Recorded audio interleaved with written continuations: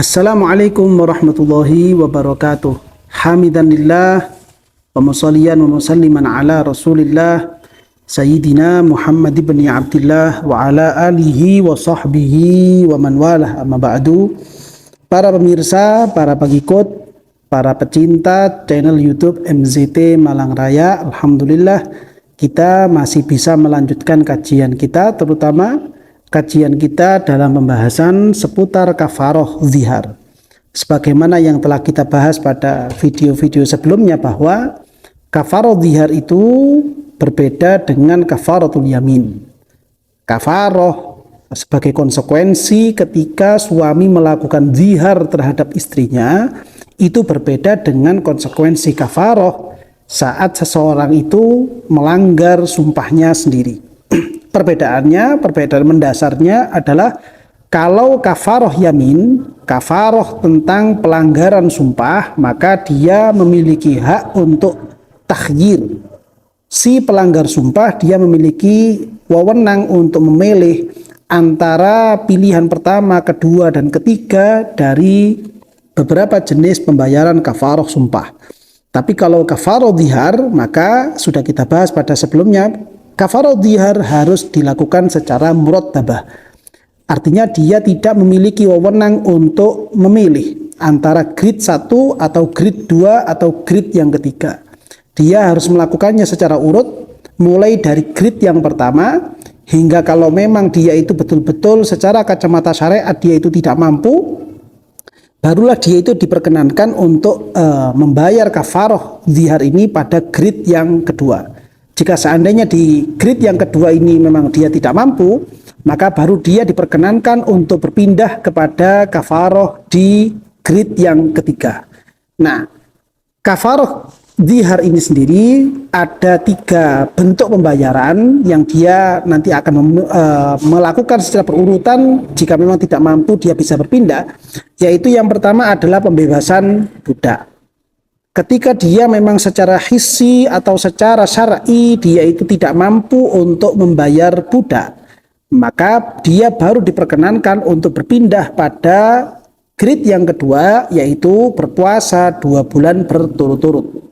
Kalau memang di grade yang kedua ini dia betul-betul tidak mampu, secara syariat memang dia itu dianggap tidak mampu melakukan puasa, sehingga baru dia boleh berpindah pada grade yang ketiga, yaitu memberikan bahan makanan pokok sebanyak 60 orang fakir miskin. Nah, ada pembahasan-pembahasan tertentu yang penting untuk diketahui tentang dalam masalah pembayaran kafaroh zihar ini. Yang pertama yaitu ketika dia itu diwajibkan untuk membayar kafaroh berupa pembebasan budak. Yang mana dalam keterangan kitab Fathul Qorib yang telah kita baca sebelumnya, dalam keterangan Fathul Qorib itu ada keterangan fa'illam yajid al-mudhahiru ar-raqabatal mazkurata bi an ajiza anha hissan aw syar'an fasiyamu syahraini mutatabi'aini. Jika memang si suami itu tidak mendapatkan budak perempuan yang muslim dengan kriteria yang telah kita bahas pada video sebelumnya, yaitu gambarannya tidak menemukan ini, si suami tidak menemukan budak itu gambarannya adalah bi'an ajiza anha. Sekiranya si suami ini memang tidak mampu untuk membebaskan budak.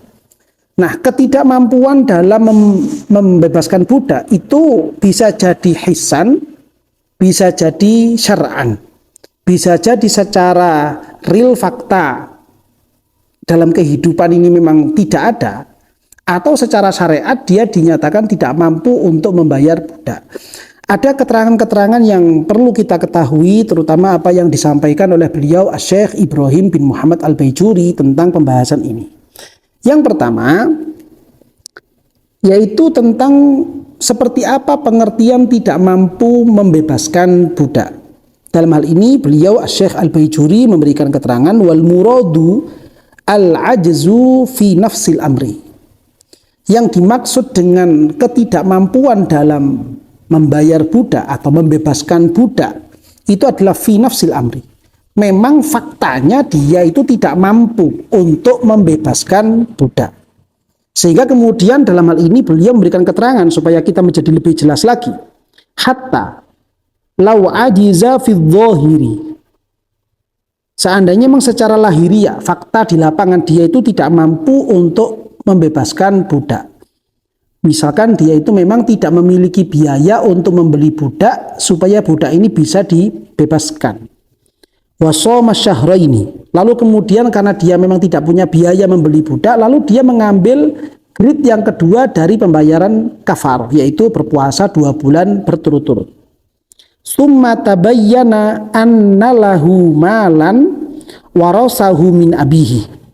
Lalu setelah dia itu melakukan puasa 2 bulan berturut-turut, atau misalkan di pertengahan proses puasa 2 bulan berturut-turut, dia baru tahu kalau dia itu sebenarnya punya sejumlah harta yang dia dapatkan dari warisan abahnya. Dia dapatkan dari warisan orang tuanya. Walam ya'lam bihi. Dan dia tidak tahu kalau dia itu punya harta seperti itu. Dengan nominal tertentu yang sekiranya dengan nominal ini dia mampu untuk membeli budak, lalu kemudian dibebaskan budak tersebut. Bagaimana? Dan itu baru diketahui ketika dia sudah melaksanakan puasa 2 bulan berturut-turut atau dalam pertengahan proses berpuasa 2 bulan berturut-turut. Maka beliau Syekh Ibrahim bin Muhammad Al-Baijuri memberikan keterangan lam yu'tadda bisaumihi i'tibaran bima fi nafsil amri. Maka orang ini dianggap tidak sah puasanya karena ternyata saat dia melakukan puasa, real faktanya dia itu sebenarnya memiliki harta yang cukup untuk membeli budak. Hanya saja saat itu dia belum tahu. Dia baru tahu kalau dia itu punya harta yang bisa dipakai untuk membeli budak itu setelah dia melaksanakan puasa 2 bulan berturut-turut. Dia baru tahu bahwa dia punya harta yang cukup untuk membeli budak. Ya, ini yang dimaksud tentang gambaran ketidakmampuan. Ini yang poin pertama yang perlu diketahui.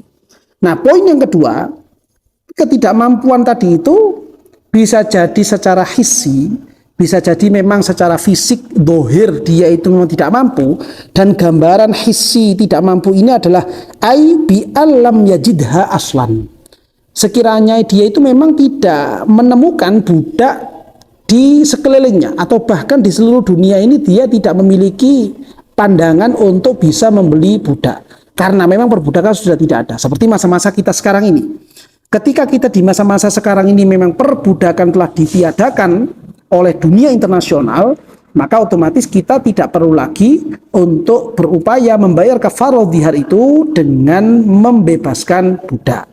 Namun jika seandainya suatu saat nanti di akhir-akhir zaman misalkan ketika perbudakan ini sudah muncul lagi, mulai legal ada orang-orang yang dianggap sebagai budak, bahkan budak ini kemudian diperjualbelikan.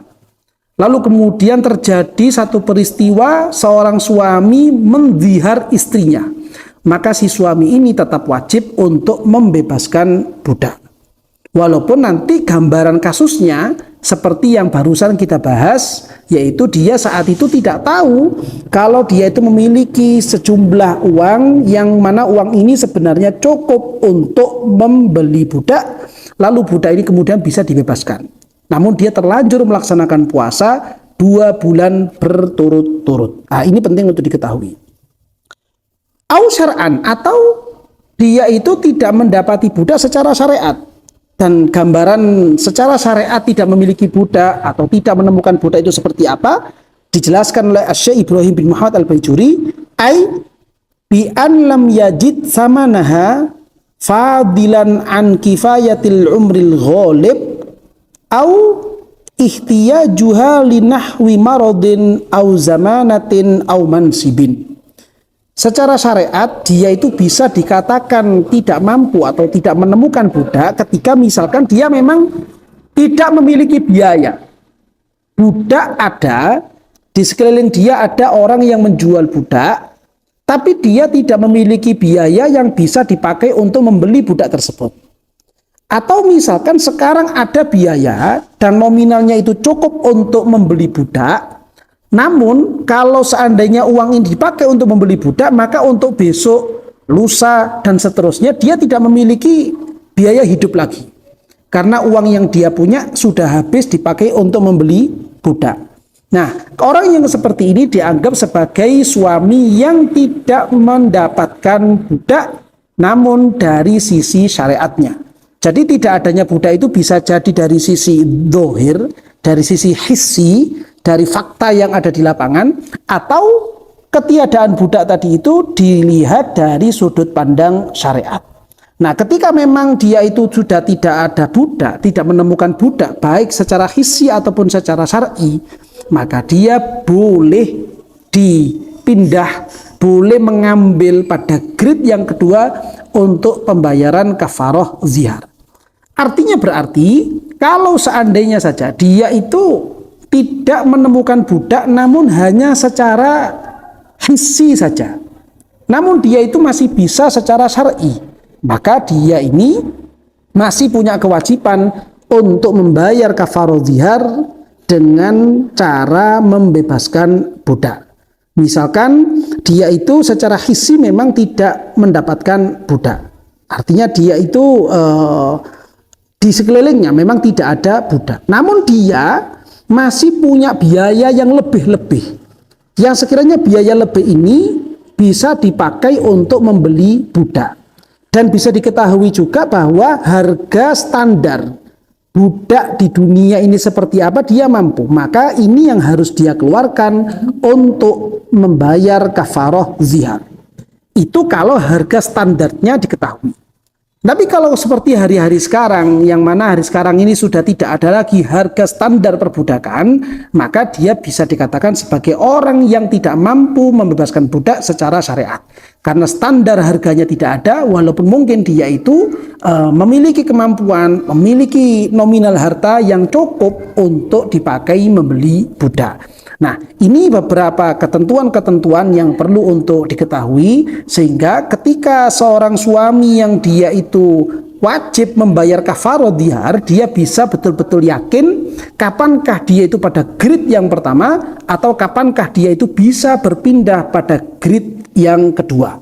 Sehingga ketika memang dia itu tidak mampu melaksanakan kafarah zihar pada grade yang pertama, dia secara legal, secara secara syariat memang sah untuk membayar kafarah zihar melalui grade yang kedua, yaitu melaksanakan puasa 2 bulan berturut-turut dengan niat membayar kafarah zihar. Dan seperti apa nanti beberapa ketentuan-ketentuan di dalam melaksanakan puasa 2 bulan berturut-turut ini dalam pembayaran kafarah zihar, insya Allah akan kita lanjutkan pembahasan tersebut pada video yang akan datang.